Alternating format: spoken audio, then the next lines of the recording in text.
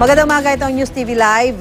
Tinatayang aabot sa halos 1,000 kilo o 1 toneladang karne ng baboy at manok ang nakumpiska sa Bacoor, Cavite dahil sa di tamang pagbenta.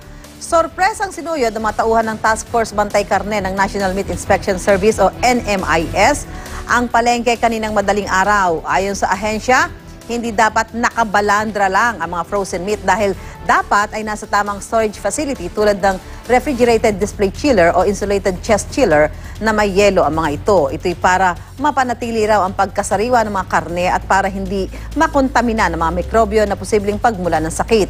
Ang ilang nagtitinda, tinangkapang itago ang kanilang mga karne pero nasamsam pa rin ito ng mga otoridad.